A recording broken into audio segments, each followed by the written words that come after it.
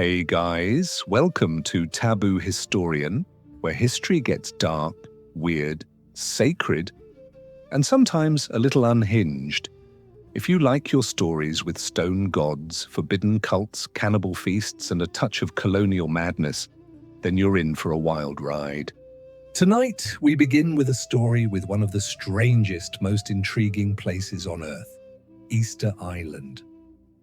But not the one you've seen on postcards. No, we're going beyond the Moai statues, deep into the taboos that shaped this island's rise and its brutal collapse. Easter Island, or Rapa Nui, as it was known before the outsiders came, is more than just a mystery. It's a place where ancestors were worshipped with towering statues, where the right to rule was decided by a deadly egg hunt, and where hunger eventually turned neighbors into meals. Yeah, we're going there. In this deep dive, we're going all the way back, from the legendary arrival of a king who sailed across the endless Pacific, to the sacred rituals carved into cliffs, to the collapse that left the land bare, the gods toppled, and the people nearly erased. You'll meet the Birdman cult, the warriors who turned religion into blood sport, and the stone-faced Moai whose silence hides 1,000 secrets. We'll also talk about the sacred rules that shaped life and death on Rapa Nui, and how breaking those rules brought everything crashing down. Truth is, Easter Island isn't just a historical site. It's a warning, it's a ritual, it's a story that was never meant to survive, but somehow it did. So get comfortable, hit that subscribe button if you haven't already, and let's travel back in time to a volcanic island in the middle of nowhere, where the line between God and man was carved in stone. The Pacific at night can feel limitless, but it isn't random. Wave patterns crest in consistent ridges, stars mark reliable highways, and seabirds circle predictable feeding grounds. Polynesian navigators mastered those cues long before magnetic compasses reached Europe, and sometime between the 8th and 11th centuries, a few of them aimed for a point no one else could see. When their twin-hulled canoes crunched onto a narrow strip of white sand later called Anakena, they stepped onto one of the most isolated habitable spots on Earth, Rapa Nui. The newcomers unloaded sweet potato cuttings, taro shoots, banana suckers, chickens, stone adzes, and a worldview stitched together with tapu, the sacred rules that declared some places off-limits and some moments untouchable. They found palms tall enough for canoe masts, soils fertile from volcanic ash, and seabird rookeries so dense you could fill a basket in minutes. Life was demanding, but for a few generations it was balanced. Gardens expanded inland, fishing parties brought back bonito and mahi-mahi, and the clans began marking land rights with low stone platforms that doubled as graves. Ancestors were buried under those aku because protection and territory were inseparable. If your bones lay somewhere, your descendants could claim the crops above you. A cultural shift arrived quietly like tide creep. Someone carved a stylized head and shoulders from soft volcanic tuff at Rano Raraku quarry and set it upright on an ahu. Another family answered with a larger statue, and before long the island's clans were measuring prestige by tonnage. The Moai race escalated fast. Quarriers outlined figures directly in the cliff face, freed them along a keel, slid them onto sledges, and hauled them over rolling logs, or, according to one tradition, walked them upright with rope teams pivoting side to side. The biggest finished statue exceeds 70 tons and stands more than 10 meters high. That one never left the quarry, but several others almost as tall did. The engineering is impressive, though the motive was simple. The larger the ancestor's image, the stronger the protection and the clearer the warning to rivals. Moving stone that heavy burns timber quickly, palms became rollers, sled runners, rafters, and firewood for celebratory feasts. Pollen records show decreasing tree diversity by the 14th century and complete palm extinction not long after. With forests went the ability to build sea-going canoes, and deep-water fishing catches plummeted. Gardens spread uphill to compensate, accelerating erosion. Without roots to anchor slopes, fertile soil washed seaward. The island didn't turn into a desert. Banana groves and sweet potato mounds still grew, but margins thinned. Tapu lists lengthened to ration what little remained. Certain trees could be cut only for ceremonial occasions. Certain reefs fished only after first fruit offerings. Breaking those rules risked illness or accusation of witchcraft, both of which could prove equally lethal. Competition sharpened. Obsidian spear points, mata'a, appear in greater numbers in late layers, serrated like bread knives but used on people. Oral histories collected in the 19th century describe conflict between long-ear and short-ear factions. Labels that oversimplify many skirmishes yet capture real tension. Archaeologists studying skeletal remains note rising rates of head trauma and embedded spear fragments. A few Moai were deliberately toppled during this era, either by enemies keen to neuter a rival's guardian, or by internal dissenters frustrated that stone didn't feed children. While clans feuded, rats, accidentally imported stowaways, nibbled palm sprouts, hindering forest recovery, even if people had wanted to replant. Food shortages forced uncomfortable choices. Middens from the later period contain fractured, heat-stained human bones mixed with animal remains. The evidence doesn't prove systematic cannibalism. It does suggest that at least some meals included neighbors. Accounts from early European visitors echo islander stories of a time known simply as the Troubles, when hunger overrode every social boundary. Even then, tapu persisted. Folklore warns that eating kin invited particular retribution, so victims were more likely captives than cousins. It was a grim calculus, still disturbing, but also pragmatic in a place with no escape route. European contact entered the scene like an unexpected footnote. On Easter Sunday, 1722, Dutch captain Jacob Roggeveen anchored offshore, traded hats for fruit, fired muskets when diplomacy slipped, and sailed away, convinced the islanders lived in poverty. Half a century later, Spanish officers came ashore long enough to plant a cross and claim the land for King Carlos III. James Cook visited in 1774, sketching fallen statues and noting that women ran from his sailors while men offered stone knives in trade for cloth. None of these brief encounters changed much immediately, but they did add iron tools to a stone tool economy and diseases to an immune system unprepared for smallpox. By then, deforestation was total. No trees taller than shrubs remained, and bird populations had crashed. Islanders adapted by turning rocks themselves into agricultural aids.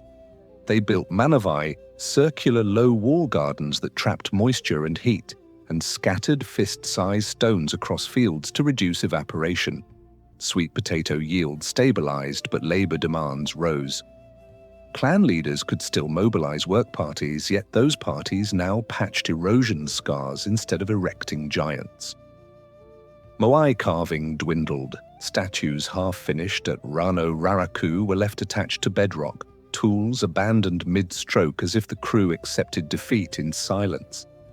Power began shifting from hereditary chiefs whose authority rested on Moai to ritual specialists who could coax survival from fickle skies. That transition set the stage for the Birdman competition, but on the eve of its rise, the island paused in uneasy balance. Forests were gone, monuments lain face down, and gardens clung to volcanic ash under windbreak walls.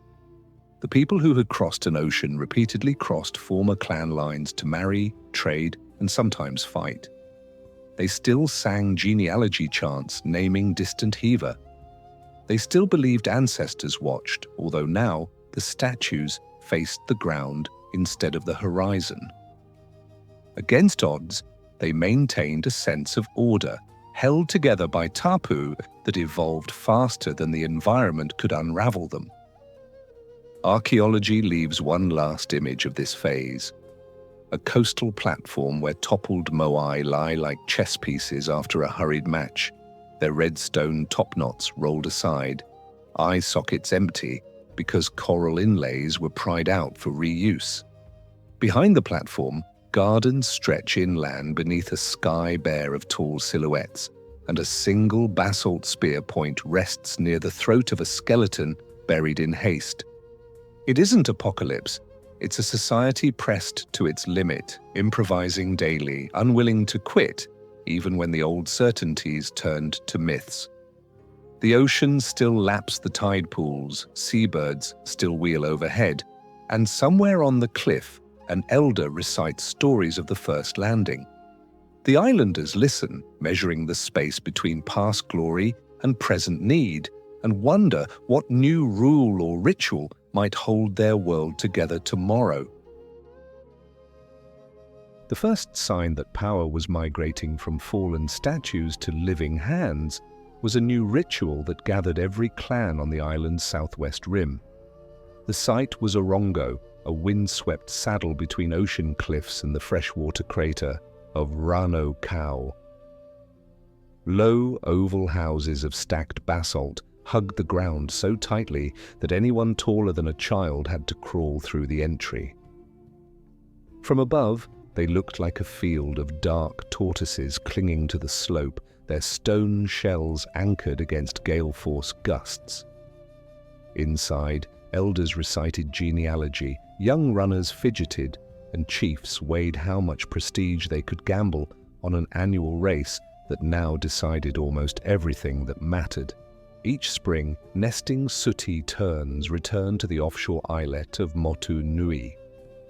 Their arrival set the island's calendar in motion. Every clan selected a champion, called a hopu, to plunge into the surf, swim across the shark-patrolled channel, snatch the first unbroken egg of the season, and haul it back to Orongo. Success crowned the champion's sponsor as Tangata Manu, the Birdman, supreme leader for 1 year. Failure left a clan without influence until the next race and occasionally without a champion, because stepping onto a cliff ledge after a cold water sprint could be the last thing a swimmer ever did. Preparations started weeks ahead. Hopu boarded near the crater rim, diet restricted, skin painted with protective symbols, muscles rubbed in pungent tupapa oil that supposedly repelled sharks. Chiefs camped inside those cramped houses, fasting and praying to make the creator deity now central to public life. On the dawn of the race, watchers lined the cliff like birds themselves, squinting for the splash of bodies hitting water far below. The moment a hopu disappeared behind a swell, wagers began, mostly whispered promises of labor and gardens, but occasionally a threat slipped in for good measure. Swimming out was the easy part. Motu Nui sat less than 2 kilometers away, and adrenaline could do wonders for sprint speed. Climbing the guano-slick rocks while frigate birds wheeled overhead and territorial seals barked was harder. Finding the precious first egg without cracking it was worst of all. Some champions spent hours patrolling ledges on bare feet, every heartbeat a reminder that someone else might be racing home already. Once an egg was in hand, the hopu wrapped it in bark fiber, tied the bundle to his forehead, muttered a chant so it wouldn't break, and scrambled back down the rock, hoping the tide had not pushed rows of dorsal fins closer. Returning across the channel required strong lungs and even stronger nerve. Islanders later joked it was the only commute in the Pacific where lateness could be blamed on a curious hammerhead. More than one sprint ended under the water rather than above it, but the crowd couldn't know that until hours passed with no sign of a swimmer. When a champion did reach the cliffs, he used a natural notch in the rock as a foothold, arms free because the egg remained strapped to his brow. Helpers, dropped a vine rope or improvised ladder. Falling meant certain death. Dropping the egg meant worse, because an entire clan's honor shattered with it. The first man to crawl over the rim and shout, "Kavaru te puoko," the head has been shaved, signaled that a new Birdman had emerged. His sponsor's head was indeed shorn immediately, smeared with red ochre and decorated with down feathers. For the next 12 months that man wielded executive authority, resolving land disputes, redistributing harvest surplus, and presiding over rights once directed by hereditary chiefs. The office wasn't decorative. Islanders treated Birdman edicts as binding. The winner's manner proved make-make, favored his clan, and no one wanted to argue theology with an ocean-backed victory. The arrangement looked precarious. An egg and a cliff stood between order and chaos. Yet it stabilized politics for generations. Blood feuds cooled into sports rivalry. Instead of raiding gardens at night, ambitious warriors trained hopu by day. Losers sulked but waited for the next nesting season. In a world stripped of forests and short on protein, a ritual that channeled aggression and crowned leaders with a timer attached felt practical. Compared with hauling 70-ton moai or setting fields on fire, swimming by moonlight was practically sustainable. Material culture shifted accordingly. Carvers at Orongo replaced ancestor faces with half-human, half-bird figures etched into basalt slabs.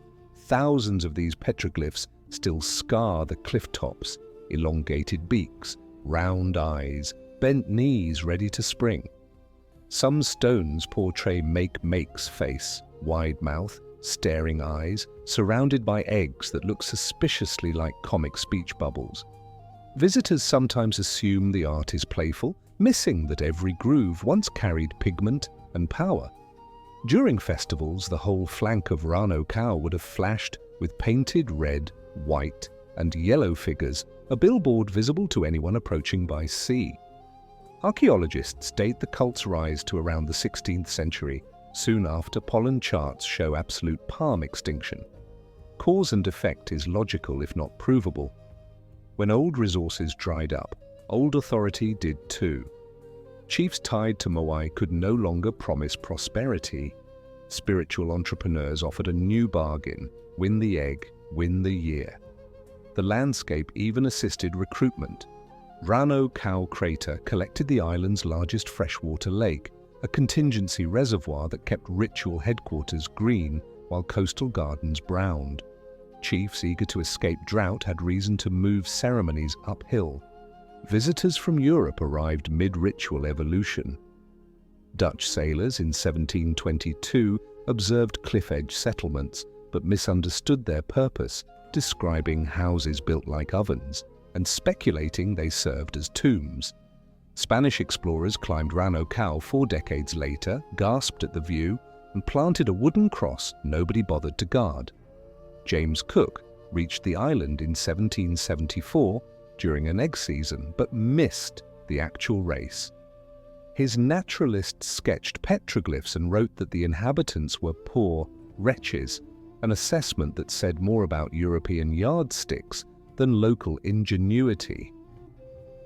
Trade goods trickled in through whalers and sealers, nails beaten into spearheads, glass shards reshaped as cutters, an occasional musket exchanged for potable water. Iron found immediate use, gunpowder mostly puzzled. Islanders already had a functional weapon in the mata'ar. The serrated obsidian was lethal within throwing distance, silent and easier to recycle than a flintlock that needed spare parts from the other side of the world. Foreign disease spread with equal efficiency. Venereal infections arrived first, carried by itinerant sailors. The real blow landed between 1862 and 1863 when Peruvian slavers raided the island.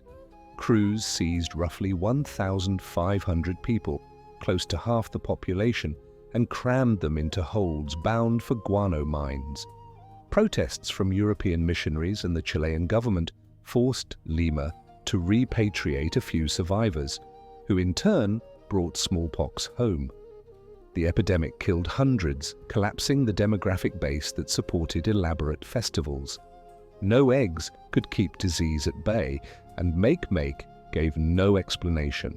Catholic priests saw a congregation in crisis.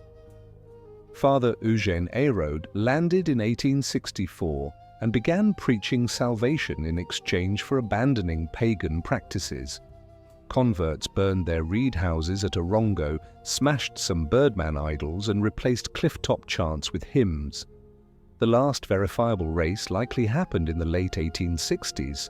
After that, chiefs who might have sponsored Hopu were dead, captive, or reciting rosaries. By the time Chile annexed Rapa Nui in 1888, the Birdman ceremony had retreated into memory. Chile's administration leased most cultivable land to a sheep company that fenced islanders inside Hangaroa village. For nearly 70 years, families needed written permission to walk to ancestral gardens or Moai.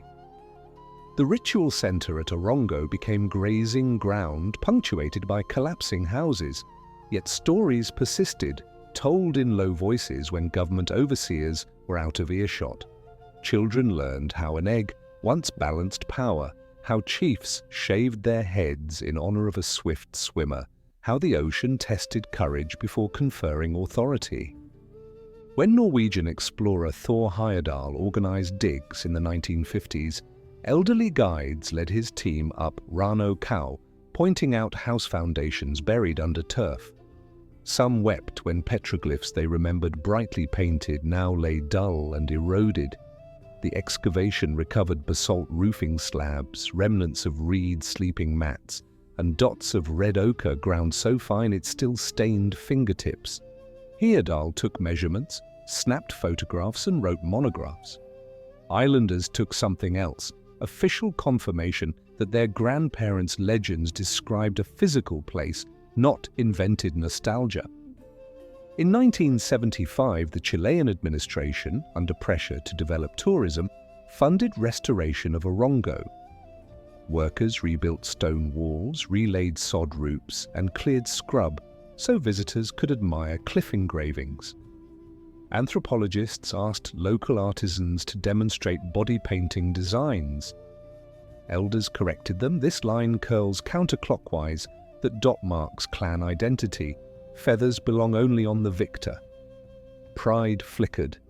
The egg race would never resume. The surf below held more scuba divers than sharks now. Yet descendants could stand on the same ledge, feel the same wind, and imagine sprinting figures cutting a V-shaped wake under a rising sun. Not all memories were triumphant. Some islanders criticized reenactments staged for tourists, noting that paid performers sang fragments of chants without understanding their meaning. Others worried that constant foot traffic eroded petroglyph panels faster than centuries of storms had. Guardians petitioned for protections, eventually achieving national park status that limited visitor numbers and required guides. The ritual that once decided leadership now demanded a permit. One odd afterlife of the Birdman era migrated into pop culture through a single photograph taken in 1914 by Catherine Routledge's expedition. It shows a carved wooden figure, a kumari, representing fertility anatomy, held by an elder whose shy grin suggests a private joke. Decades later, the image appeared in tabloids as Easter Island fertility idol. Souvenir replicas still circulate, proof that misunderstandings travel further than canoes. Islanders shrug when asked about it. Most prefer to talk about the Hopu because at least that story involves courage rather than innuendo. Academic debate over the cult continues. Some researchers argue it emerged not just from ecological stress, but from ideological competition between coastal and inland clans. Others note that seabird bones appear in middens centuries before the first nesting race evidence, implying a ritual that formalized existing protein gathering rather than inventing it. A minority proposes the ceremony was always chiefly theater, meant to distract commoners from unequal food distribution. Island descendants respond that speculation is fine, but anyone citing nutrition statistics should first try climbing the cliff barefoot with a raw egg bouncing against their forehead. Ethnographers recording Birdman chants in the 1930s struggled with missing context. Words were remembered, melodies lost, motions were recalled, precise timing faded. One verse urges the winning Hopu to stand tall so the spirit of Make-Make can see him clearly. Another warns that a cracked shell blinds the sponsor for a year, a symbolic judgment. Yet islanders insisted blindness could become literal if disrespect persisted. The boundary between metaphor and mandate was thin, and perhaps that kept the system functioning long after external observers assumed it should collapse. When satellites now beam smartphone signals to Hangaroa, teenagers gather on sea walls scrolling videos. Some wear t-shirts printed with stylized Birdman logos, an unintentional echo of petroglyphs their ancestors chipped into cliffs. They know the shape, even if the original chants slide off their tongues. During annual Tapati cultural festivals, a staged egg race sometimes returns, performed with kayaks and modern life vests. Spectators cheer, cameras flash, winners receive applause instead of legislative authority. Yet for a heartbeat, the old exhilaration surfaces. A resident tour guide once noted to visitors that the Birdman cult may have been the world's shortest political term limit, renewable every spring by swimming. The joke works because it lands close to truth. Power on Rapa Nui was measured not in years or dynasties, but in the fragility of an eggshell bobbing between waves. It is tempting to view that system as quaint or extreme. Replace the cliff with a ballot box and the egg with a colored paper slip, though, and it does not look so alien. Leadership surrendered to chance tempered by skill, public endorsement granted yet easily revoked next season. Today, the path up Rano Cow is marked and the houses at Orongo are cordoned off. Rangers remind travelers not to lean on walls or trace petroglyph grooves. The view remains breathtaking. Crater Lake on one side, ocean on the other, Motu dots in between. Visitors imagine swimmers slicing through silver water, lungs burning. Islanders imagine them too, but they also remember the epidemics, the fences, the decades when only sheep crossed these slopes. That layered memory is heavier than any Moai. In quiet hours, when the last tourist bus has rounded the bend, wind still whistles across house roofs, just as it did when chiefs huddled inside calculating odds. Waves still batter the landing ledges where Hopu gripped slippery basalt in pre-dawn darkness. And somewhere down in Hangaroa, an elder might tell a grandchild how courage, an egg, and a god named Make-Make once tied an island together tighter than ropes around a quarried giant. The child will listen, eyes wide, picturing that swimmer's last haul up the cliff, one bare foot placed after another, heart hammering, balance betrayed by a gust that could topple man and egg alike. Against that image, centuries of upheaval feel immediate, as though the outcome still hinges on a single unbroken shell.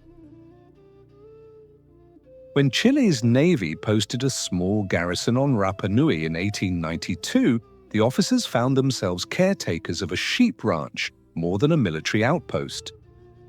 A private company based in Valparaiso had leased almost the entire island for wool production. Wire fences ran from cliff to cliff, paddocks split ancestral gardens, and the surviving Rapa Nui, fewer than 300 by one census, were confined to the coastal village of Hangaroa. Leaving that perimeter required a handwritten pass from the ranch manager. People grew cassava in backyard plots, cut hair with sheep shears, and listened for the bell that signaled the abattoir's lunch break so they could barter for offcuts. The biggest Moai in sight was the owner's brand new weighing scale. The company paid wages in scrip redeemable only at its own store. When islanders asked to fish from traditional coves, the answer depended on whether the foreman fancied fish that week. Children learned Spanish numbers so they could tally fleeces, but elders still taught genealogy charts behind closed doors. Tapu adapted. Stepping on newly shorn wool without permission was as offensive as touching a sacred adze once had been. Over time, sheep outnumbered people by at least 50 to 1, and the animals nibbled young Toromiro saplings to extinction. The tree that once supplied canoe ribs vanished while paling posts multiplied. A visiting British expedition in 1914, led by Catherine Routledge, set up camp near the quarry at Rano Raraku. Island guides, thrilled that someone wanted stories rather than mutton, spent weeks walking her team to hidden caves and collapsed ahu. Routledge used a cyclometer to map statue roads and a typewriter to log oral histories. She also photographed elders holding wooden Birdman carvings and fertility icons, images that later filled European magazines under headlines such as The Pagan Island. Islanders hoped the attention might shame Chile into easing travel restrictions. Instead, the sheep lease was renewed. World War II nudged change, wool prices soared, but shipping lanes grew dangerous, and the company trimmed costs by hiring islanders as shepherds instead of imported labor. With greater access to the interior, families rediscovered overgrown platforms and cleared small gardens between grazing rotations. They also noticed how fast wave spray chewed the seaward faces of toppled moai. Some young men, returning from compulsory service on the mainland, proposed re-erecting a statue as a statement of identity. Ranch management balked until Chile's tourism board spotted a postcard opportunity and supplied a crane.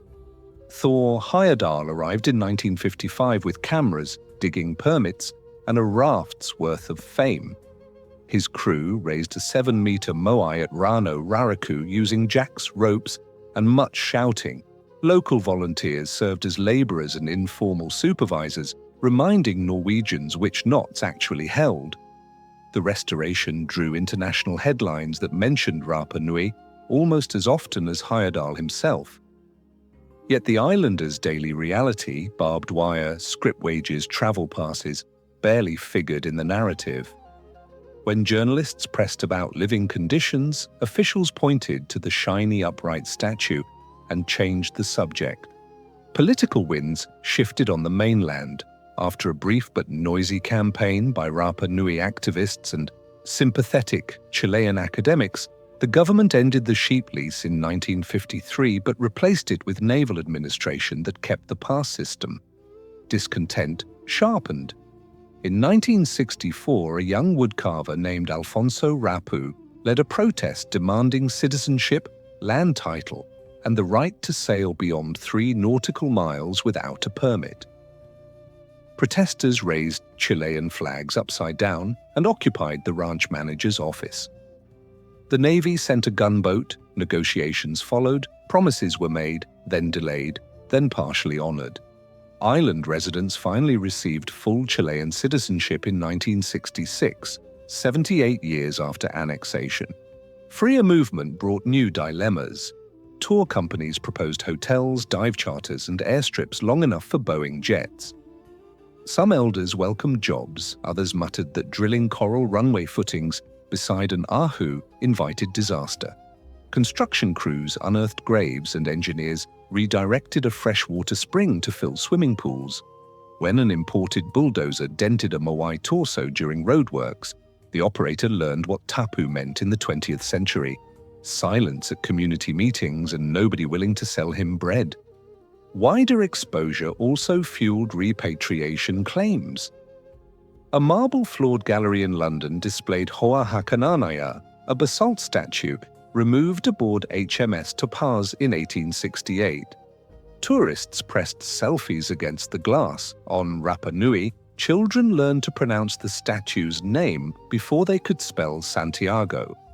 Delegations petitioned the British Museum, arguing that Hoa Hakananaya was both ancestor and stolen property.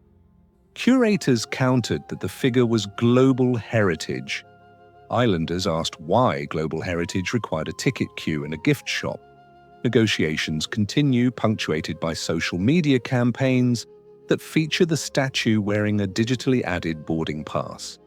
Back on the cliffs at Orongo, carved Birdman eroded faster than petitions progressed. Salt crystals expanded under sun-baked surfaces, flaking beaks and wings. UNESCO inspectors recommended lower visitor quotas and wooden walkways. Guides now brief tourists in 2 languages, stay on the path, keep 3 meters from petroglyphs, and never, under any circumstance, pluck grass from between house stones as a souvenir. Someone always tries, finds, fund new signage. Climate change adds urgency. Storm surges pound the western coastline where many ahu stand within splash distance. Engineers debate installing seawalls. Cultural leaders worry that concrete might save statues while smothering sacred foundations. One proposal suggests moving select Moai inland. The counter-argument is simple.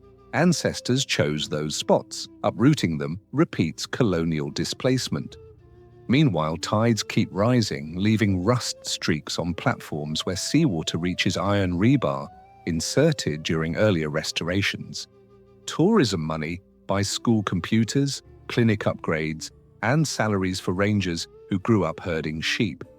It also raises prices. A modest concrete house in Hangaroa now rents on short-stay apps for more per night than a Navy pension pays in a month. Young islanders weigh carving souvenir keychains against studying hospitality management abroad. Some worry that the Birdman story, once a political charter, has shrunk into a logo on airport duty-free chocolate. Yet tradition adapts. Each February, Tapati Festival celebrates Rapa Nui culture with canoe races, body painting competitions, and a ceremonial sled slide down a grassy hill on banana trunk toboggans. A symbolic egg relay still crosses the island, minus sharks, to remind everyone where authority once balanced. Winners receive laurels, not legislation, but the chant announcing their triumph echoes the cliff ledge of centuries past. Elders smile at the rhyme's survival and correct any performer who forgets the final glottal stop. Archaeologists continue to revise timelines. Advances in radiocarbon calibration push settlement dates earlier. Stable isotope studies of collagen hint that deep-water fish remained in diets longer than assumed. Laser scans reveal previously unknown roads radiating from quarries. Each discovery tweaks the narrative and, by extension, the moral lessons outsiders like to draw. Environmental collapse cautionary tale, ingenuity parable, or proof of alien intervention depending on who holds the microphone. Islanders occasionally play along with the extraterrestrial angle because it sells t-shirts, but privately they joke that if aliens really helped carve Moai, they at least could have left a user manual. The Chilean Constitution of 2007 recognized Rapa Nui as an indigenous territory with collective land rights. In practice, paperwork crawls and local council elections tie. Still, a community board now approves building permits and can deny projects threatening archaeological layers. When a luxury resort chain proposed a golf course near Anakina, councillors asked what the 8th hole would do for groundwater. The plan evaporated faster than a coastal spring after runway excavation. Digital platforms have become the newest arena for taboos. Viral posts of tourists sitting on Moai shoulders prompt online shaming and, occasionally, real fines. Drone pilots who launch quadcopters over sacred sites receive polite but firm takedown requests. At the same time, islanders live-stream traditional dance classes to cousins in mainland universities and use 3D scanning to create virtual archives of petroglyphs so future restorers can reverse storm damage pixel by pixel. Walk any coastal path at dusk and you still pass toppled giants, their blank faces catching last light. Grass grows through the cracks where torsos broke against platforms centuries ago. A few stones show fresh chisel marks where conservators extracted microsamples for weathering tests. Rangers explain to visitors that even analyzing a statue requires a blessing ceremony. Breaking tapu might invite trouble, and besides, basic courtesy doesn't expire with the monarchy that first imposed it. Near the restored Ahu at Tongariki, a small plaque lists funding partners, government ministries, foreign universities, and the local clan who provided labor. The plaque omits the sheep company that once grazed flocks across this slope, but everyone in the queue for selfies has heard the outline. A guide mentions that the Moai's coral eyes were reinserted during the 1990s restoration. Without pupils, the statues seem dormant, with them startlingly awake. Someone asks why the restorers chose just one pair. The guide smiles. Too many watchful ancestors at once might overwhelm modern nerves. On clear nights, teenagers gather under the runway lights to practice traditional songs backed by guitars. The melody of a missionary hymn sometimes sneaks in. No one minds. A few lyrics reference Make without naming him, a nod to layered belief rather than contradiction. After rehearsal, they trade playlists on phones, scroll surf reports, and tease each other about who would survive an old-style egg race. The cliff is closed after dark, but imagination climbs barriers easily. Museums far away continue negotiating artifact loans, conservation labs keep measuring salt migration, and contractors reinforce seawalls with eco-friendly mortar. None of that resolves the central puzzle: how to balance reverence for ancestors with the daily need to pay utility bills that ancestors never knew existed.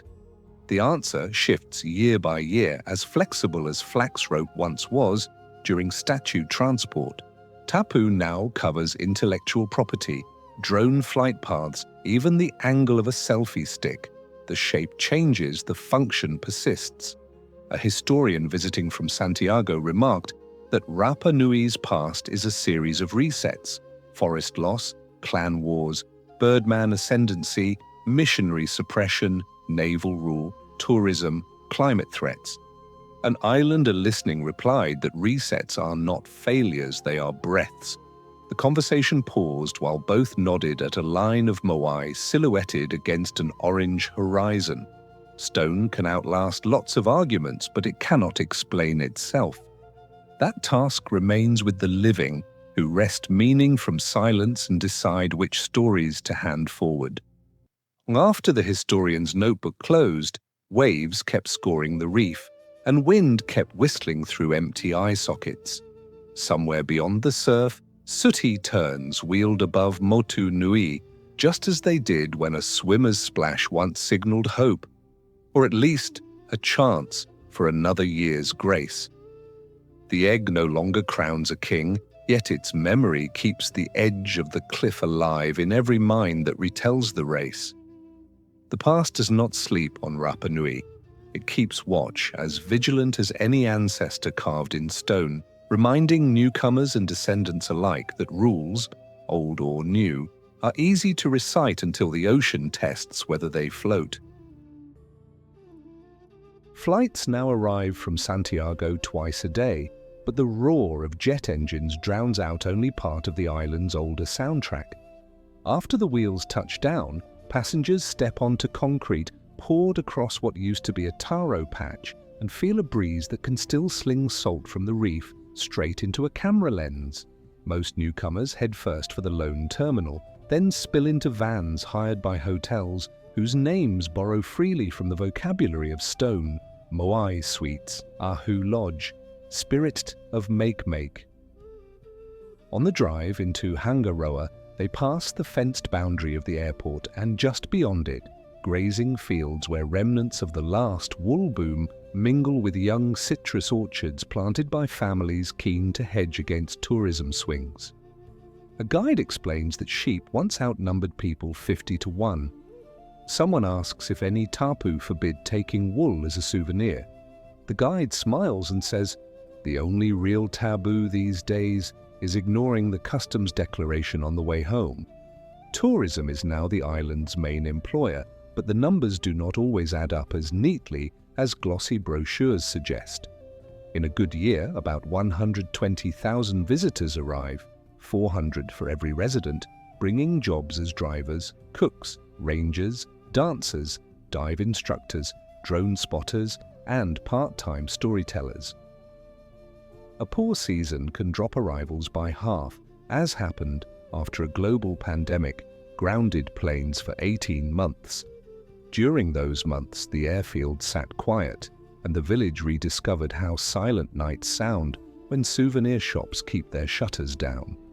Chickens wandered onto the main street, e-commerce orders stalled because cargo flights carried only essentials. Families reopened food gardens they had considered hobby plots and fished coves that once served mostly as backdrops for honeymoon snapshots. The pandemic pause sharpened a debate already unfolding at town hall meetings. How many outsiders are too many for an island only 24 kilometers long? Older residents remember when Tapati festival crowds consisted almost entirely of locals and their mainland cousins. Recent additions look more like a small music festival, with GoPros perched on selfie sticks and commentators live-streaming body painting heats to subscribers in Berlin. Some island entrepreneurs welcome the buzz. Others wonder whether an economy that depends on constant inflow is just a new version of the old sheep monopoly, swapping wool bales for boarding passes. At council sessions, the discussion rarely stays polite for long, but everyone agrees the runway cannot grow longer without blasting into an archaeological layer or tipping groundwater balance. Limiting arrivals by default may be the only realistic throttle. Rongo, the undeciphered wooden script of Rapa Nui, has slipped quietly back into the conversation, promoted by teachers who see in it a chance to anchor school children to heritage that predates airport schedules. Only 24 authentic tablets survive, scattered among museums in Santiago, Vienna, St. Petersburg, and Washington, D.C. Facsimiles now hang in the secondary school library beside QR codes that link to high-resolution 3D scans. Students practice carving the curl and dash glyphs into scrap driftwood and feed the images into machine learning models, hoping pattern detection might do what linguists have not. The exercise gives homework a certain detective thrill, even if success remains distant. A teenager recently joked that ChatGPT might crack the code faster than the British Museum, which prompted a gentle reminder from her grandfather that real insight still requires knowing which stories you want the wood to tell. Climate researchers have also discovered the island's potential as a living laboratory. Rising seas threaten low-lying ahu, and the basalt blocks of several platforms now sit in brine twice a day. An interdisciplinary project run by the University of Concepcion and local heritage wardens set brass tide gauges in rock pools, drilling as little as possible to avoid sacred substrata. Every fortnight, 2 high school volunteers record the markers and post data to an open server that feeds directly into global sea level models. The arrangement puts teenagers who used to regard climate change as a distant headline on the front line of measurement. One of them admitted he keeps score between data points and the latest FIFA standings. Whichever climbs faster determines bragging rights on the bus ride home. Heritage tech partnerships go beyond tide gauges. Digital conservators from France donated a structured light scanner that captures sub-millimeter surface geometry of petroglyphs, producing 3D meshes that can be rotated, magnified, or printed on demand. The machine operates from a Jeep battery, so it can travel to cliff sites inaccessible to mains power. On scanning days, a ranger holds an umbrella over the rig, not for rain, but to block glare. Too much direct sun confuses the sensor. Once, wind caught the umbrella and pitched it into the ocean, taking the ranger's favorite hat along. The crew laughed for a minute, then resumed scanning. Time windows align with both tide tables and grant deadlines. Even with technology on their side, conservators face decisions that cut deeper than stone. Restoring a platform risks freezing a single moment of history at the expense of earlier layers concealed beneath. Do they stabilize a fallen Moai where it lies, preserving the tale of clan warfare, or raise it again to reclaim ancestral dignity? At Tongariki, the choice was made to lift. Japanese funding, Chilean engineers and Rapa Nui laborers re-erected 15 giants toppled by 19th century tsunamis and 20th century earthquakes. The result photographs spectacularly at sunrise, which fuels both pride and nightly room rates. Yet at other sites, toppled torsos remain untouched, their prone silence judged more honest than an arm-thick steel brace hidden in a hip socket. Tour guides explain both approaches without editorial, then invite visitors to decide which version feels truer. Repatriation claims have gained momentum.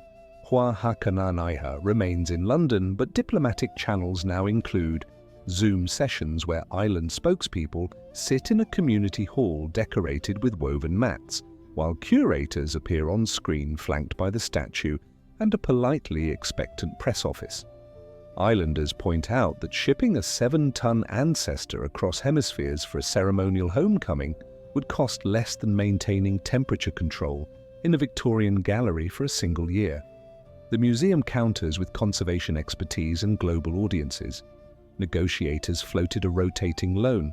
Island elders worry that an ancestor-turned-tourist exhibit risks new forms of tapu violation. Talks adjourn, reschedule, progress by centimeters. Meanwhile, school textbooks in Chile quietly adjust captions beneath photos of the statue from now housed in the British Museum to currently housed, an adverb with unspoken future tense. While diplomacy inches forward, local woodcarvers craft scaled replicas of famous Moai for export. Each piece carries a tag explaining that no original statue leaves the island, and that purchase supports language classes at the cultural centre. Some tourists complain the price is higher than souvenir stalls in mainland airports. Carvers shrug. Authenticity costs what it costs, and cheap knockoffs already dominate duty-free shelves. When a shipment bound for Miami was delayed by customs, officials worried the crates concealed antiquities. An islander quipped that authorities finally recognized the pieces as valuable, even if they were fresh pine stained, to look like basalt. Internet access arrived via a satellite dish bolted to an old Navy warehouse roof.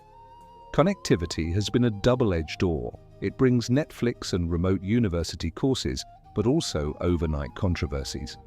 A viral clip of an influencer hopping a rope to hug a Moai sparked outrage. The local council demanded stricter visitor briefings and proposed a modest ignorance tax on repeat offenders. The influencer apologized in a follow-up video filmed on the mainland, wearing a t-shirt printed with cartoon statues and the slogan, "Moai are my homies." Comments were merciless. Island teens dissected the apology in Rapa Nui dialect on group chats, pleased to see outsiders struggle with pronunciation. Language revival has made leaps in the classroom, but treads carefully at home. Many parents grew up punished for using Rapa Nui in school and now balance pride with practicality, ensuring children speak fluent Spanish for university prospects while encouraging Rapa Nui at family meals. A local radio station splits airtime evenly between reggaeton and traditional chant, sometimes overlaying both on the same beat. Elders praise the effort, though one noted dryly that Make might not have expected synthesizer accompaniment. Beyond cultural affairs, the island keeps one wary eye on supply chains. Cargo arrives monthly, assuming weather cooperates and engines hold. Fuel, cement, aspirin, flour, guitar strings and printer ink all share deck space on the same freighter. A damaged propeller can delay deliveries by weeks, so households stock more shelf-stable goods than their metropolitan counterparts and maintain communal repair sheds that would make survivalist bloggers envious.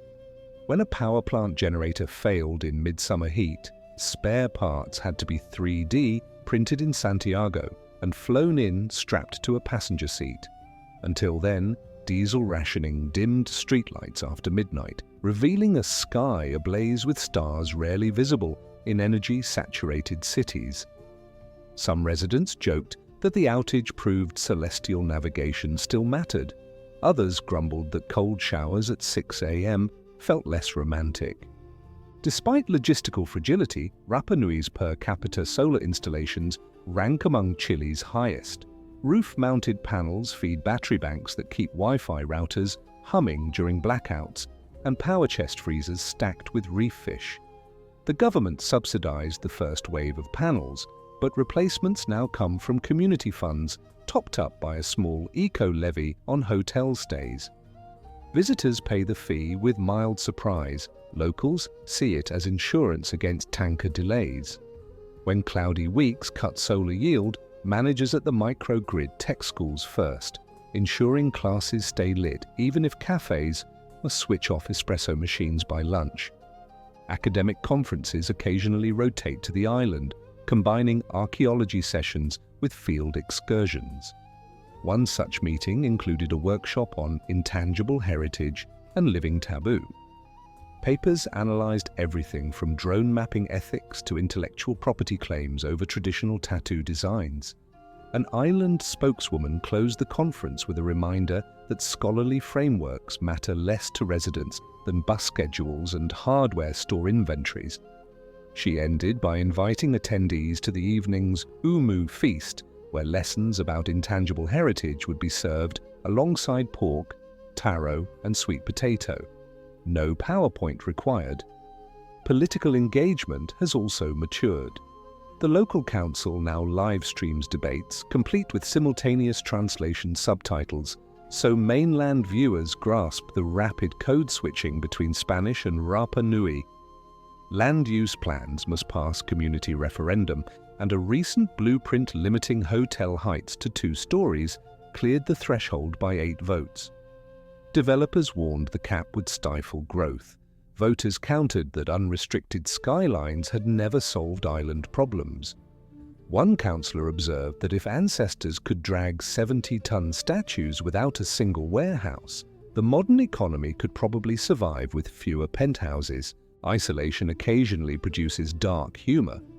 When regional newspapers reported a controversial proposal to house obsolete satellites on remote territory, island meme pages circulated an image of a Moai wearing a NASA helmet under the caption, "Parking reserved for space junk." The post drew laughs and an official denial from the Transport Ministry. Islanders felt mildly insulted no one had asked them first. At minimum, they would have insisted on rent. A quieter renaissance unfolds in agriculture. Experimental plots combine ancient stone mulch techniques with drip irrigation lines salvaged from a defunct mainland vineyard. The aim is to coax heritage varieties of yams and taro back into regular diets, reducing cargo dependence and reconnecting cuisine to pre-sheep traditions. Chefs at 2 restaurants now serve a tasting menu featuring these revival crops paired with locally brewed ginger beer. Tourists book weeks in advance. Island elders eat free on Wednesdays, offering flavor notes and occasionally telling stories that turn neighboring tables silent. Across all these shifts, tapu still frames behavior, though it has expanded into novel arenas. Photographing a funeral without permission, flying a drone over a rongo at dawn, or uploading an unverified translation of a sacred chant can trigger a community complaint meeting. Sanctions range from social shunning to a public apology broadcast on local radio, a 21st century echo of older restitution rituals. Outsiders sometimes bristle at rules that seem improvised, but residents explain that flexibility is part of survival. Codified law came late, whereas living taboo has always updated itself as conditions changed. Toward the end of each tourist season, when visitor numbers dip and airfares rise, a hush returns to the cliffs. Salt spray crusts the outer faces of Moai, and native grass covers terraces where sheep once grazed to bedrock. On rare windless evenings, you can stand near a restored platform and hear your own pulse under surf thunder, feeling the ground hum faintly with tidal vibration. Rangers say the vibration is real. Basalt conducts wave energy inland, a geological heartbeat that long predates human footfalls. Whether that rhythm informed the old chants no one can prove, but it seems plausible that an ear tuned to wind direction would notice subtle tremors too. One evening, an anthropologist packing instruments after a day of vibration logging asked her island assistant whether he thought the statues still work. He considered for a moment, glanced toward a line of giants silhouetted against an amber sky, and replied that if by work she meant stopping erosion or pandemics, probably not.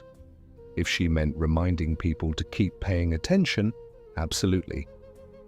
Then he suggested they head back to town before the cafe closed, because even vigilant ancestors could not brew coffee.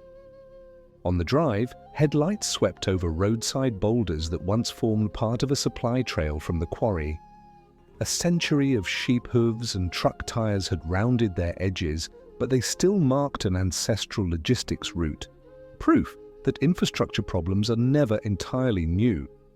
At the cafe, two students rehearsing for Tapati swapped verses of a Birdman chant, their voices rising over the hiss of an espresso machine imported from Milan. The juxtaposition felt neither odd nor forced. It was simply the latest version of life on an island where new layers settle atop old without entirely burying them. That is how Rapa Nui moves through the 21st century. Pulled by global currents, anchored by stone, negotiating every arrival, digital, biological, ideological, like a swimmer gauging waves before the leap. The rules remain elastic, but the core lesson holds. Islands survive by noticing change early and deciding together which risks are worth the swim. A fragile balance, yes, but eggshells, after all, have protected new life for a very long time. Jet fuel prices rise and fall on graphs that islanders check as closely as fishermen once watched cloud lines. In a good quarter, affordable tickets keep hostel bunks filled. In a bad one, half-booked flights turn back to the mainland with empty seats and the local supermarket short of lettuce. Climate projections add another variable. If global temperatures climb beyond the 2-degree bracket, bureaucrats in Geneva draw storm surge maps that shade most Rapa Nui coastline in alarming orange. Islanders read reports through the lens of lived weather. Swells already chew more sandstone each June. Salt spray curls paint off veranda railings a season sooner, and at least one family now keeps their ancestral skulls in plastic tubs during El Niño years because the burial cave's drip line stretches farther inland.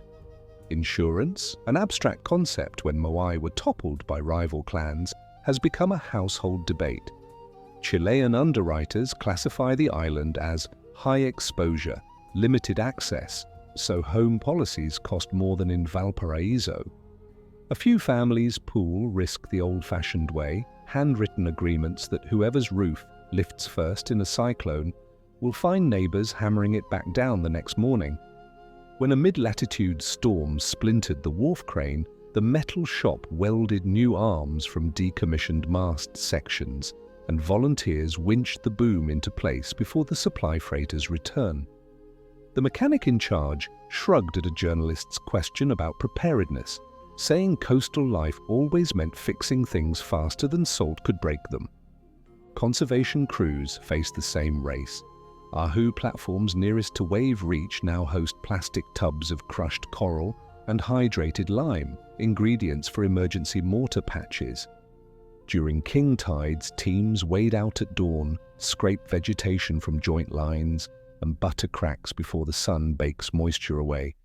They work quickly, partly because cultural inspectors limit how long modern tools can touch sacred stone, and partly because tourists line the cliff path by 8 o'clock.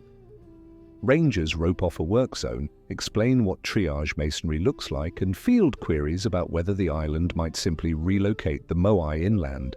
"That's like asking if you could move your grandfather's grave to the garage," one ranger replies. Possible, maybe useful, but never casual. Rather than relocate statues, planners build reefs. Engineers sunk 50 retired shipping containers offshore, filled with basalt rubble, hoping to break incoming waves. Marine biologists cultured coral polyps on the metal frames, betting they would weld themselves into a living breakwater. 3 years on, snorkel surveys show promising calcification, though the containers are rusting faster than expected. Critics call the project a band-aid. Supporters note that most heritage funding arrives in grant cycles resembling short hospital rounds anyway. Everyone agrees the reef nurseries provide new dive site talking points, which, for an economy partly reliant on guided underwater tours, is not trivial. Digital preservation rides a different current. A startup founded by 2 island cousins now scans artifacts with a photogrammetry rig built from salvaged DSLR bodies and 3D prints lightweight busts for visitors who want souvenirs sturdier than driftwood carvings. Each digital model embeds metadata in Rapa Nui language and Spanish, asserting ownership in a format that copyright lawyers find novel enough to treat seriously. When a European decor company copied a scanned Birdman icon onto lamp bases, the startup hired pro bono counsel and won a modest settlement. Modest, except when measured in local classroom laptops, of which it bought 20. Those laptops feed a curriculum that treats climate models as homework rather than prophecy. Students chart sea level projections next to family genealogy, plotting which ancestral gardens might lie underwater by their grandchildren's middle age. One 13-year-old presented a poster showing an ahu half submerged. The caption read, "We fix the world here, or we surf on history." The class laughed, then voted the line best of term. The teacher left it taped to the wall through exam season as a gentle reminder that metaphors sometimes receive practical deadlines. Tourism boards, keen to hedge against flight instability, push virtual heritage. A 360-degree film shot at dawn sweeps across Tongariki while narration overlays myths of Hotu Matua. Viewers wearing headsets in Tokyo can rotate, zoom, and hear gulls wheeling as if standing on the basalt causeway. Revenue arrives via micro-ticket sales. Each download nets a few cents for the Cultural Council, roughly equivalent to the price of a fresh egg if aggregated at scale. Some elders worry that armchair visitors will replace the real thing. Others recall that every wave of exposure, from sketchbooks to postcards, has kept the island in global conversation when shipping news alone might have rendered it invisible. Still, presence matters. Drone policy now resembles air traffic control.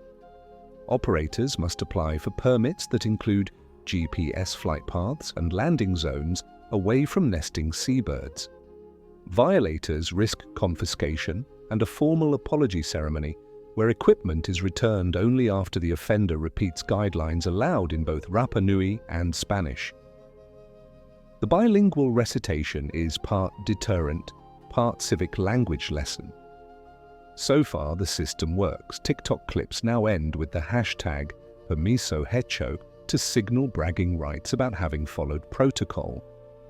Beyond airspace, digital activism links Rapa Nui to other Pacific communities confronting heritage loss. Zoom panels convene carvers from Aotearoa, dancers from Samoa, and marine park managers from Palau to swap tactics for coral-safe anchors and coastal erosion monitoring. The exchanges carry a comedic undercurrent. Participants compare which invasive species eats roofing thatch fastest. But the mood turns serious when discussing legal frameworks.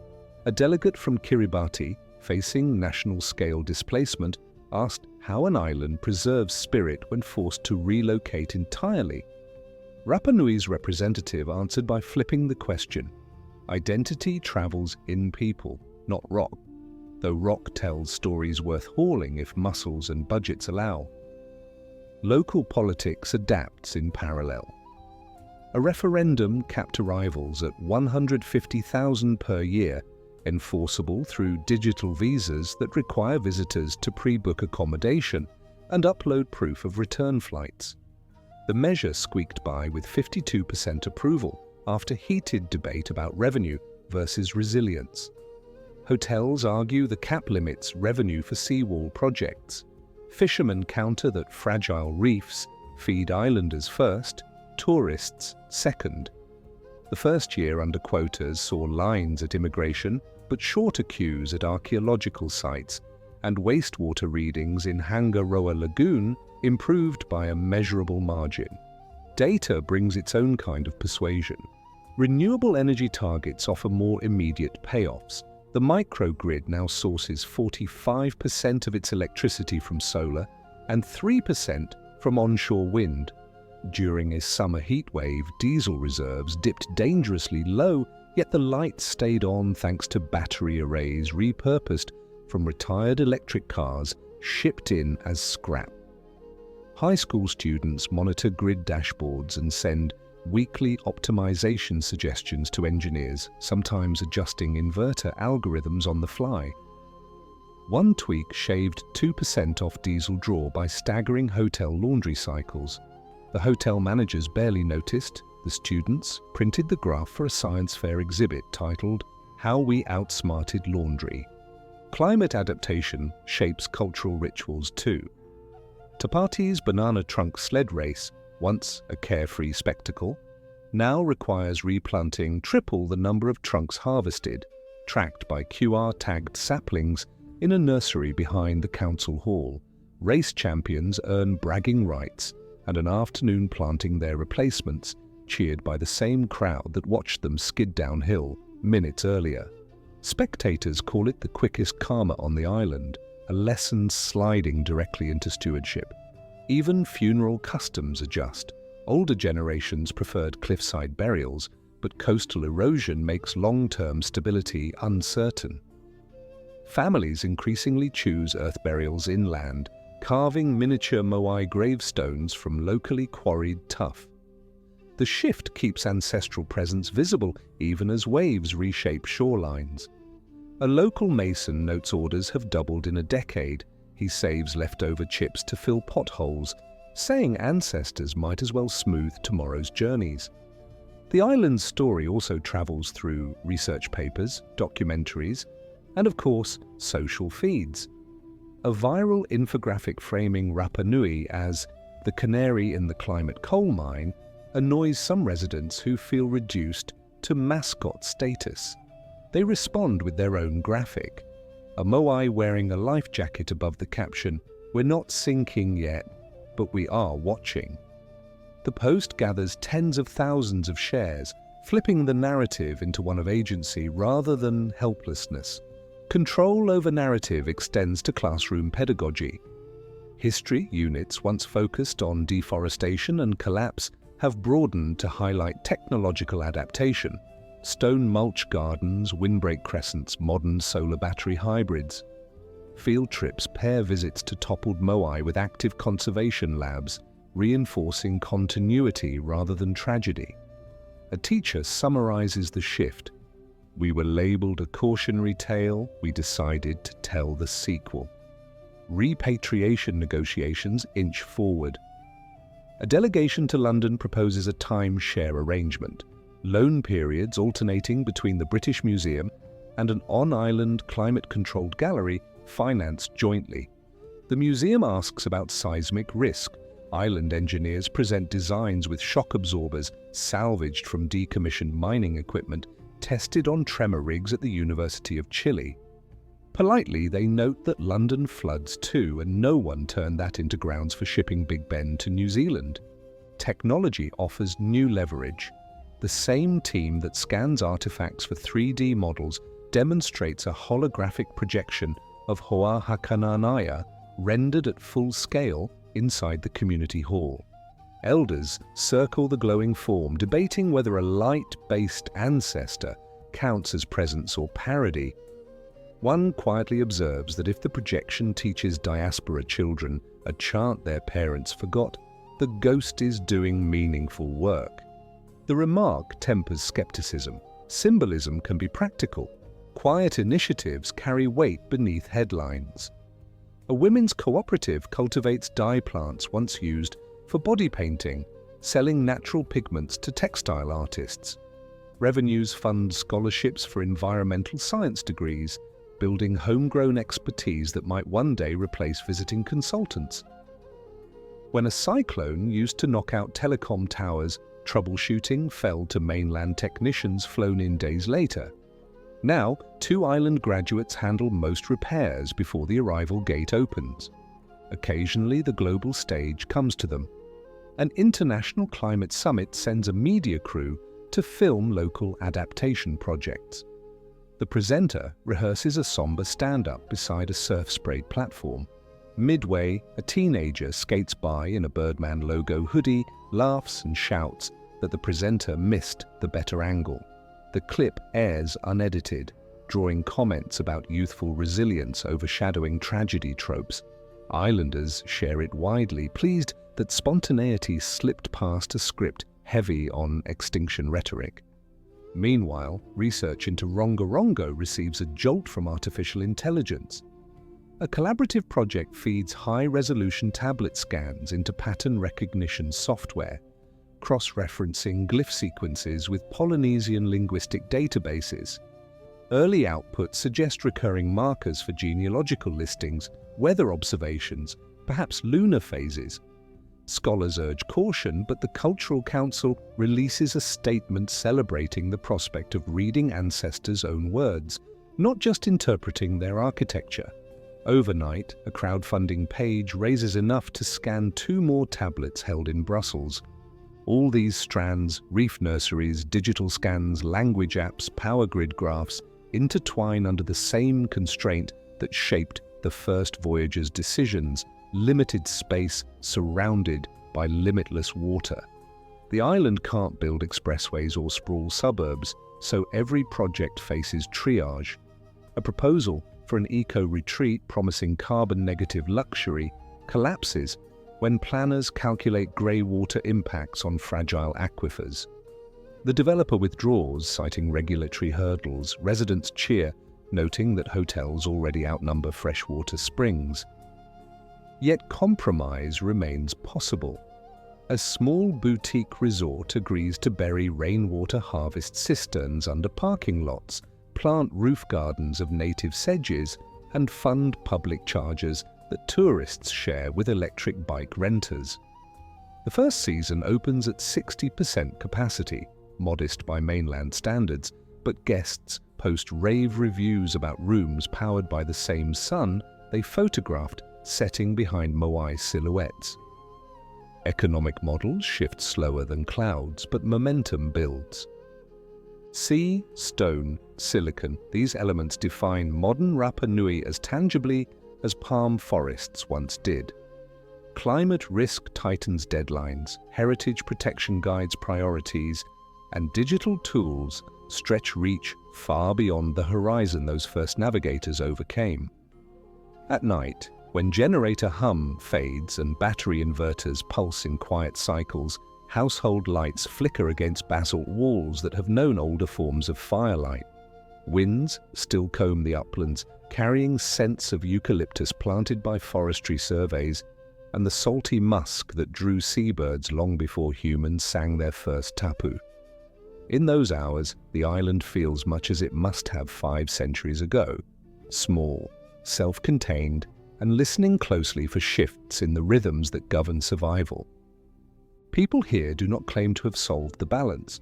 They claim only to keep adjusting it, the way a navigator trims sail when swells change direction. They log data, patch stone, plant for tomorrow, and test whether new rules hold water, sometimes literally. History reminds them that ancestors once wagered everything on a carved face or a fragile egg. From that memory, they draw 2 conclusions. No single tradition guarantees safety, and no crisis erases the chance of reinvention. The Moai still stand, some upright, some prone, bearing witness to both principles. Waves will keep testing foundations and people will keep answering, stone by stone, code by line of code, story by carefully shared story, shaping an island future that remains unmistakably Rapa Nui, even as tides and headlines wash over it. The knock of a hammer on basalt echoes differently once you know it is being live-streamed. A conservation crew repairing storm cracks at Ahu Tahai now works with a phone tripod propped on a sandbag, its lens connected to a classroom in California where children watch limes slathered into gaps. Their lesson plan labels cultural resilience in real time. The ranger narrating speaks first in Rapa Nui, then Spanish, then simplified English, switching languages the way his forebears once switched paddling rhythms on long ocean passages. When he jokes that the statues have better cellular reception than downtown Santiago, the chat explodes with emojis. He grins, wipes mortar from his knuckles, and returns to tamping in crushed coral. That small scene captures Rapa Nui's 21st century routine.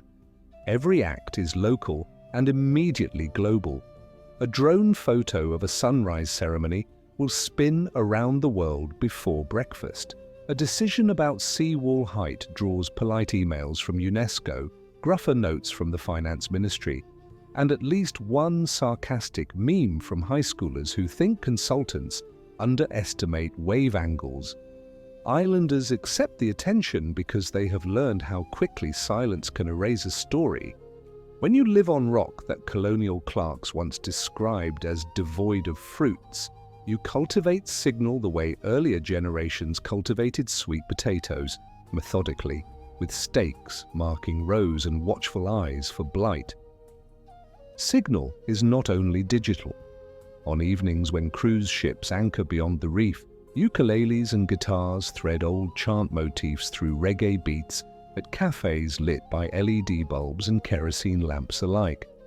Tourists sip ginger beer, chilled by solar-powered compressors, coloring their impressions with adjectives lifted from brochures: mystical, enigmatic, remote.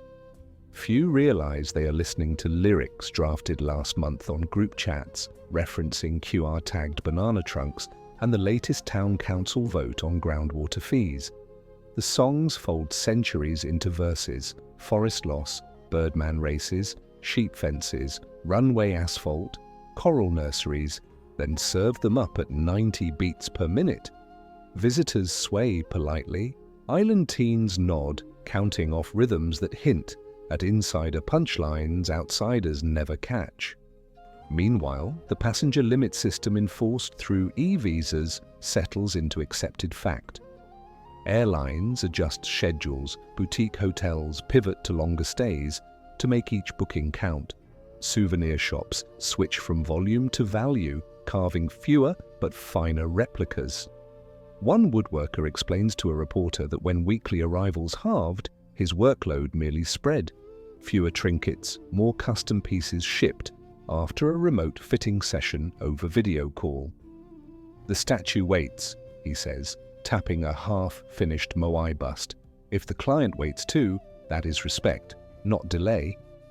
He pockets his phone, sandpapers an eyebrow ridge, and hums a melody from the cafe down the road. Respect underwrites new experiments. The microgrid now integrates tidal current generators fixed to pilings left by a forgotten peer project. On calm days, they supply 10% of household demand. On rough days, they shut down to avoid over-revving, another lesson in balance. High school physics students graph torque curves and present findings at regional science fairs via video link.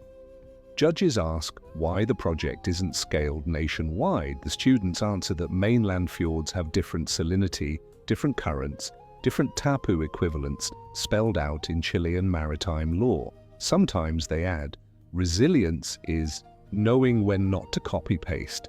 Knowing what to keep and what to leave behind guides the delicate work of language revival.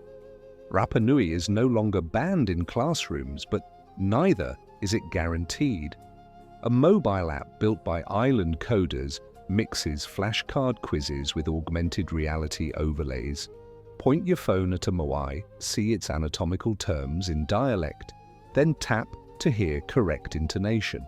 Grandparents who once drilled vocabulary with switch-handled discipline now chuckle watching grandchildren chase statues like virtual Pokemon, conjugating verbs along the way. Academics debate whether gamification cheapens heritage. Islanders counter that any method keeping teenagers' earbuds tuned to ancestral phonemes is worth a trial. The unresolved script of Rongorongo adds both urgency and mystery. Machine learning models tease repeating patterns, hinting at lunar calendars or genealogical chains, yet definitive translation remains elusive. A young researcher in Auckland proposes that the woods glyphs may encode multiple languages layered through time, each generation scratching updates atop older text. Her paper sparks arguments in specialist forums and cautious excitement on the island. A palimpsest would mirror their own layered existence, statue beneath platform, beneath sheep paddock, beneath asphalt car park, all still whispering if you knelt long enough to listen. Listening becomes policy when the council holds nights of testimony under a canopy strung with solar fairy lights. Anyone may speak. Technicians record and tag audio by theme, fishing rights, erosion memories, lost songs. The files feed into a searchable archive stored on redundant drives in Santiago and Norway, safe from tsunamis and budget cuts. A grandmother recounts the time her uncle toppled a moai in drunken rivalry, only to dream that the ancestor demanded re-erection. Her story draws laughter and nods. A data librarian indexes it under cultural accountability and post-contact social norms. 10 years ago, such a label might have come from an anthropologist. Now it comes from inside. External scholars still arrive, but protocols require joint authorship with local researchers. A geochemist drilling microcores from pukao hats can expect a grade schooler to ask why the sampling site was chosen and how residual dust will be neutralized. Answers in clear Spanish, or better, in Rapa Nui, improve odds of further permits. Some scientists gripe privately about red tape. Most adapt, realizing that informed custodianship fosters access more dependable than old-fashioned colonial courtesy ever did. Custodianship extends to underwater heritage. Dive teams mapping submerged caves discover petroglyph fragments tumbled by pre-contact landslides. They leave the stones in situ, marking GPS coordinates in a database only rangers and archaeologists can open. The secrecy is pragmatic. Black market art dealers have tried to source genuine moai chips for private collectors. One sting operation ends with an undercover ranger selling a 3D printed counterfeit to an intermediary who wires a hefty deposit before realizing the basalt is polymer-dyed grey. Court proceedings in Valparaiso cite the island's right to active defense of intangible patrimony. The ranger testifies via video conference, a spearhead pendant visible at his throat, partly for luck, partly as a reminder that enforcement tools have evolved. Justice mechanisms evolve too. The community's restorative forum, sometimes wryly nicknamed the new Birdman Court, hears cases of vandalism, poaching, or drone trespass. Offenders may be tourists, mainland contractors, even island teenagers. Proceedings conclude with a consensus plan, educational service, restitution funding, public apology, delivered in both major languages, and a commitment to attend quarterly stewardship workshops. Repeat violators face formal prosecution, but most choose the culture-first route. Statistically, recidivism drops. Sociologically, residents say it feels better than fines alone. They remember a history in which punishment came as curses or gunboats and prefer solutions less likely to ricochet. No system is perfect. Cargo backlogs still threaten pharmacy shelves, Intense rainfall sends silt across restored platforms. A luxury yacht once anchored illicitly inside a marine reserve, its guests photographing turtles until confronted by patrol boats. Rapa Nui's balancing act is perpetual recalibration, not steady state. Yet the narrative has shifted from collapse to adaptive choreography. Even the cautionary tale shorthand that dominated environmental documentaries now reads dated.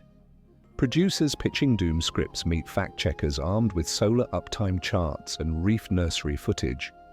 Show the hard parts, island spokespeople insist, but show the repairs too. Repairs definitely remain. One dawn, a spring tide undermines Ahu Vaihu's seaward foundation. Basalt blocks settle half a centimetre, cracking a mortar seam. Sensors ping an alert. By mid-morning, a crew assembles, stonemasons, a structural engineer on tablet screen, a teenager capturing high-resolution images, and a cultural liaison double-checking no bones lie beneath. They stabilize the gap with stainless steel dowels cunningly disguised behind original blocks. A week later, the same crew hosts a live stream explaining what happened, why steel in small doses does not offend tradition, and how viewers can donate to sponsor an apprentice stonemason scholarship.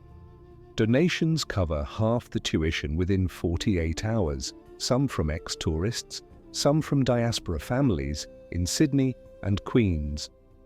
Diaspora ties strengthen through virtual festivals. During Tapati's closing night, LED screens flank the stage, displaying simultaneous dance troupes in Wellington, Paris, and Los Angeles. Latency yields slight rhythm drift, yet audiences cheer the collage. A chant about Hotu Matua's voyage rings out from 3 time zones. For a beat, the island is everywhere, and everywhere bends back toward the island. Performers bow, network connections drop, applause ripples across oceans.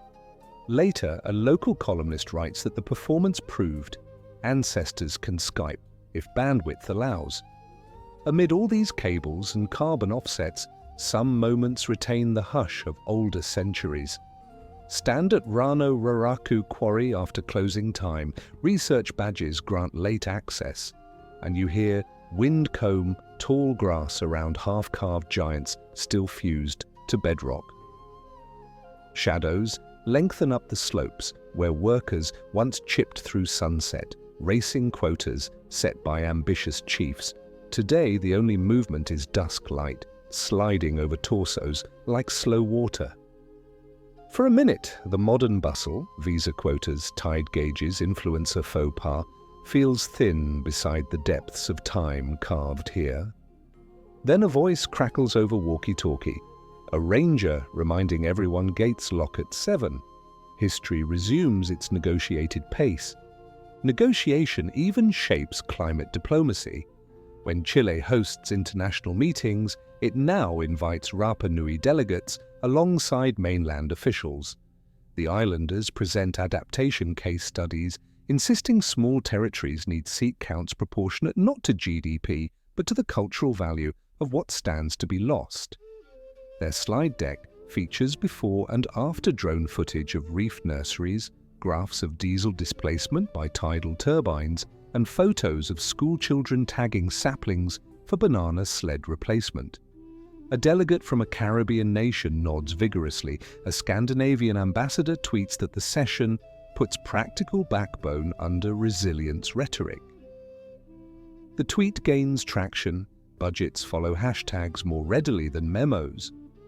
Funding channels open possibilities once unimaginable. A microfiber lab tests basalt dust mixed with reclaimed plastics as 3D printing filament. A pilot prints interlocking blocks shaped like Moai silhouettes, slotting into seawalls that dissipate wave energy while signaling cultural identity. Environmentalists debate material durability, artists praise the functional homage. Prototypes line a harbour breakwater, each block stamped with coordinates and a line of Rapa Nui verse. Stone listens, sea speaks. Surf sprays over the test section during a winter gale. The blocks hold, though a few corners chip. Engineers adjust filament ratios.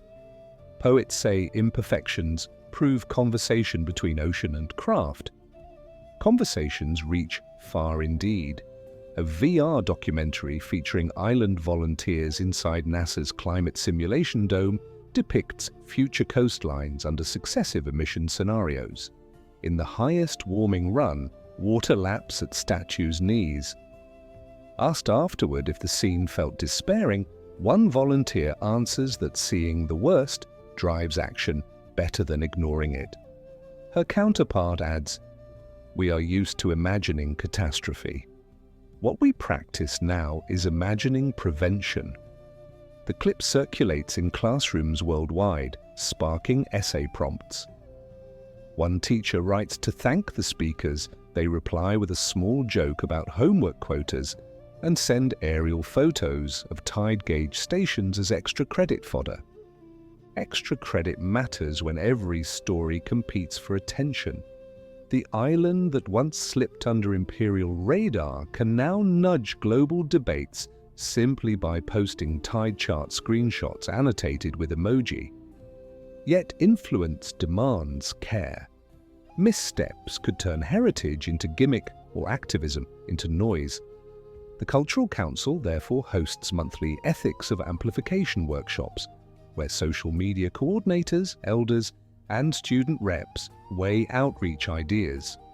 One proposal for a dance challenge filmed atop a Moai platform is politely shelved until someone designs a stage shield that won't strain the stone.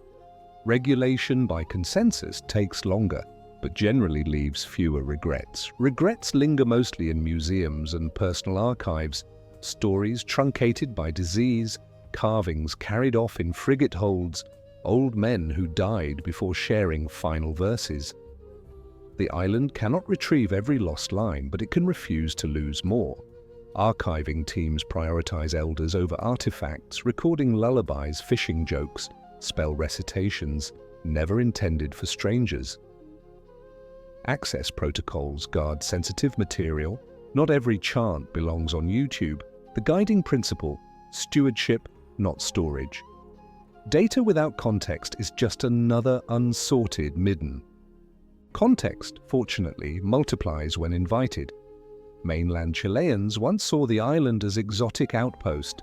School curricula now thread Rapa Nui narratives through national history, emphasizing shared stewardship of Pacific territory. Museum plaques in Santiago feature bilingual labels and an exhibit on tidal current engineering credits island students. Tourists arrive with baseline knowledge, reducing guide fatigue and deepening questions. When a visitor recently asked whether Birdman law holds any message for climate policy, the ranger paused, then said, "It says you don't keep the egg if you crack it on the way up." The visitor nodded, eyes narrowing as gears turned. Night settles last on the western cliffs where stars bloom over Moai silhouettes. LED street lamps in Hangaroa throw only mild halo. Council bylaws protect dark sky conditions for both cultural astronomy and tourism aesthetics. Beneath constellations, a battery bank hums, salvaged Nissan cells converting solar harvest into steady current for the ranger station, Wi-Fi antenna, and a blinking sensor buried in seaside basalt.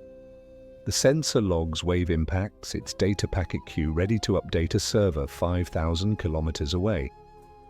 5 meters above, the stone face receives salt wind as it always has. Perhaps ancestors measure the island's modern pulse through such instruments. Perhaps they rely solely on community voices. Either way, watchers still stand guard. Some flesh, some stone, some code. Tomorrow's forecast says moderate swell, strong trade winds, high solar yield. Conservation crews will continue repointing mortar, students will review tidal turbine data, and a plane will land bearing seeds for dye plants and a specialist to train local medics in telesurgery robotics. Newspapers elsewhere may headline recession or heatwave. Here, The day's big question may be whether the banana nursery produced enough trunks for next year's sled finals. Survival on Rapa Nui has always braided monumental and mundane, yet nothing feels routine in final reckoning. Every repaired crack, every repatriated chant, every gigabyte of 3D scan pushes back against the forgetting that once seemed inevitable when forests vanished and statues fell. The story, once drafted as a cautionary endnote, now reads as a case study in deliberate, sometimes improvisational, continuity. The people of Rapa Nui remain stubbornly present on their headland of volcanic tuff and in laptops across time zones, holding an eggshell delicate present between turbulent past and uncertain future, navigating as their ancestors did, by reading subtle patterns, adapting sail to wind, and trusting collective memory more than any single map. The camera on the conservation tripod clicks off as daylight fades. Live stream viewers sign out, promising class reports. The ranger sets his trowel down, wipes grit from his hands, and looks seaward. Across the surf line, Motu Nui darkens, just a deeper shadow against deepening blue. No swimmer will cross tonight, but he imagines the old race anyway, heart pounding, eggs strapped to brow, cliff rising like a verdict against a pink-gold dawn. The ritual is history, the meaning remains. Don't break what you need to carry, don't sprint so recklessly that you can't climb home. And when your turn ends, guide the next champion because the ocean waits for no one. On this island, as ever, survival is a relay, and the baton is fragile, but still unbroken.